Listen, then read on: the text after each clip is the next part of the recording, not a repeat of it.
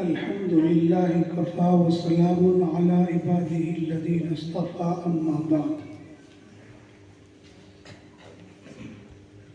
فقد قال النبي صلى الله عليه وسلم من تعلم صرف الكلام ليسبي به قلوب الرجال أو قال الناس لم يقبل الله منه يوم القيامة صرفا ولا عدلا. وقال النبي صلى الله عليه وسلم لا تقوم الساعة حتى يخرج قوم يأكلون بألسنتهم كما تأكل البقرة بألسنتها او كما قال علیہ الصلاۃ والسلام. حضرات علماء کرام، پیارے بچوں،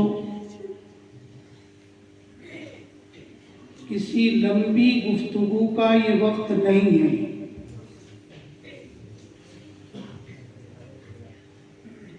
صدر محترم نے تأثر پیش کرنے کے لیے مجھے مقید کر دیا ہے، یعنی جو سنا ہے اس کے متعلق میں کچھ عرض کروں. سبھی نے سنا ہے اور الحمدللہ سب طلباء نے اپنے اچھے انداز میں اپنی بات کو بے جھجک ادا کیا ہے. ان انجمنوں کا اصل مقصد یہی ہے کہ آدمی بڑے سے بڑے مجمع میں سننے والے جیسے بھی ہوں، کوئی بھی ہو، اپنے دل کی بات کو بے جھجک کہہ دے. اسے اپنی بات کے اظہار میں کسی طرح کا کوئی تکلف نہ ہو، وہ کسی سے مرغوب نہ ہو، خوف زدہ نہ ہو، کسی بڑی شخصیت کو سامنے دیکھ کر کے اپنی بات کو کہنے میں ہچکچائے نہیں. ان انجمنوں کے قیام کا اور اس کے اندر شرکت کا صرف مقصد یہ ہے کہ آدمی اپنی معافی ضمیر کو ادا کرنے پر اچھی طرح قادر ہو. رہا مسئلہ یہ کہ اس کو کیا بیان کرنا ہے، اس کے لیے تو اسے محنت کرنی پڑے گی، مطالعہ کرنا پڑے گا، قرآن اور حدیث کو کھنگالنا پڑے گا. ورنہ خالی بول دینا، کسی بات کو کہہ دینا، ادھر ادھر کی باتیں لوگوں کے سامنے بیان کر کے ان کے وقت کو ایک طرح سے ضائع کر دینا، یہ کوئی معنی نہیں رکھتا. انجمنوں میں شرکت اس مقصد کے تحت ہے کہ ہم اپنے ساتھیوں کے سامنے جیسے بے تکلف بات کرتے ہیں، اسی طرح ہم بڑے سے بڑے مجمع میں اپنی بات کو بیان کر دیں. بیان کیا کرنا ہے، اس کے لیے قرآن اور حدیث ہے. کس نیت سے بیان کرنا ہے، کس جذبے سے بیان کرنا ہے، یہ سب ہمیں قرآن اور حدیث کے اندر ملے گا.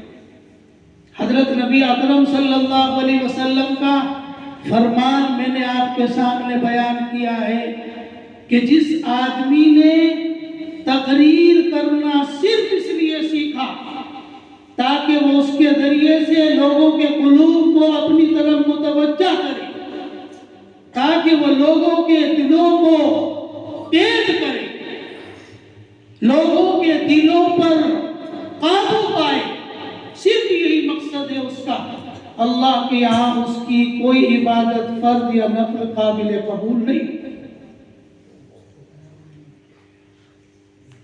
ایسے لوگوں کے لیے وعید ہے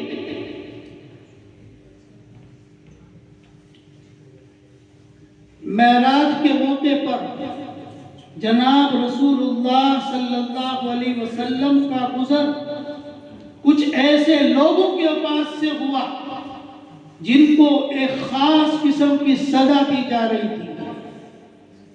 کینچی کے ذریعے سے ان کے رخساروں کو کاٹا جا رہا تھا. ایک طرف کا رخسارہ کاٹا جاتا، پھر دوسری طرف کا کاٹا جاتا تو پہلے والا صحیح ہو جاتا. یہ سزا ان کو دی جا رہی تھی. نبی اکرم صلی اللہ علیہ وسلم نے جبریل فرشتے سے پوچھا، من ہؤلائی، یہ کون لوگ ہیں جن کو یہ سزا دی جا رہی ہے، جن کے رخسارے کاٹے جا رہے ہیں، یہ گلے کاٹے جا رہے ہیں؟ نبی اکرم صلی اللہ علیہ وسلم کو جواب دیا گیا جبریل فرشتے کی طرف سے، ہؤلاء خطباء امتی الذین یقولون ما لا یفعلون. یہ آپ کی امت کے وہ مقرر ہیں، یہ آپ کی امت کے وہ خطیب ہیں، یہ آپ کی امت کے بے مثال واعظ ہیں جو لوگوں کے سامنے بہت دھڑلے سے تقریر کرتے تھے لیکن اپنی باتوں پر ان کا عمل نہیں. کہتے کچھ تھے، کرتے کچھ تھے.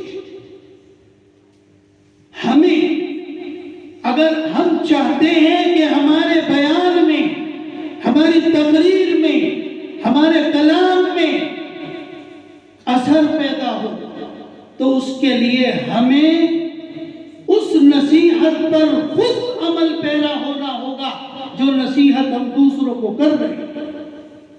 آج واعظوں کی کمی نہیں، خطیبوں کی کمی نہیں، بے شمار مقرر ہیں، لیکن مجمع میں یا سامعین کے اندر ان کے بیان اور ان کی نصیحتوں سے جو اثر ہونا چاہیے وہ اثر نہیں ہوتا.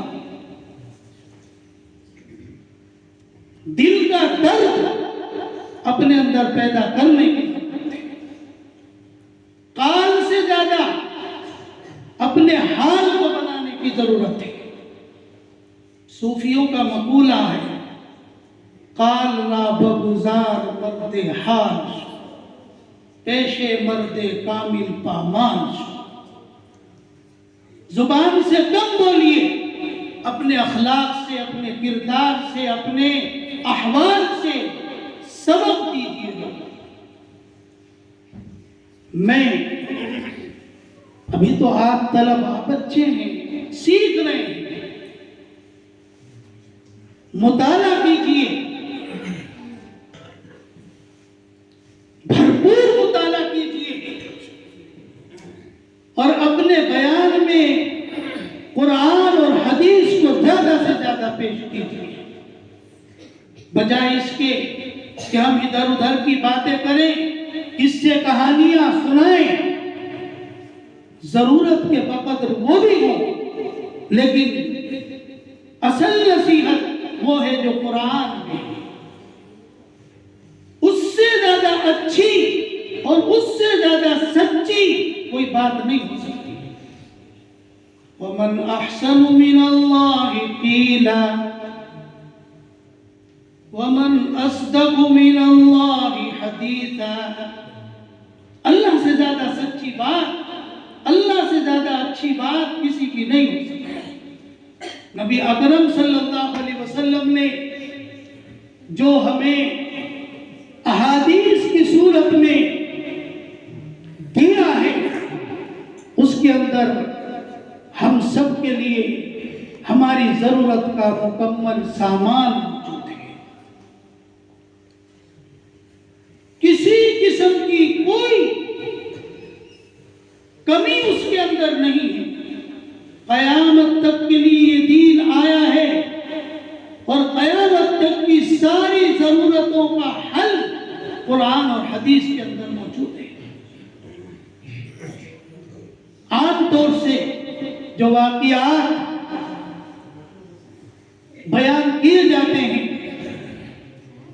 آدھے تو ان میں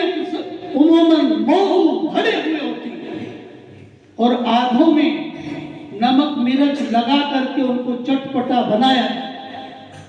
اس لیے قرآن اور حدیث کو سامنے رکھ کر ہمیں تقریر کرنی چاہیے.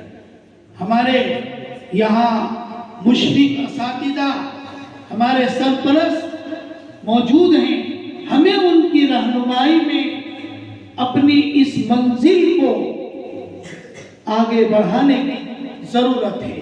حضرت مولانا مفتی محمد ارشد صاحب جو آپ کے سرپرست ہیں، انجمنوں کے اصل رہنما ہیں، ہمیں ان کے ساتھ میں لگ کر کے ان سے سیکھ کر کے اپنی اس منزل کو پورا کرنا ہے. یقیناً اس مقابلے میں، اس مسابقے میں کوئی آگے جائے گا، کوئی پیچھے رہے گا، مگر پیچھے رہنے والے کو ہمت نہیں ہارنی. اکھاڑے میں دو پہلوان کشتی کرتے ہیں، ایک ہارتا ہے ایک جیتتا ہے. اگر ہارنے والا کم ہمت ہو کر کے بیٹھ جائے گا تو آگے نہیں بڑھ سکتا، اور جیتنے والا اگر اسی پر تکیہ کر کے بیٹھ گیا، آگے اس نے ورزش کو جاری نہیں رکھا تو وہ ایک دن پیچھے ہو جائے گا. اس لیے ہمیں اس مشن کو اپنے آگے بڑھاتے رہنا ہے. اللہ تعالیٰ آپ سب حضرات کی محنتوں کو، آپ کے اساتذہ کی محنتوں کو قبول فرمائے. وآخر دعوانا الحمدللہ رب العالمین.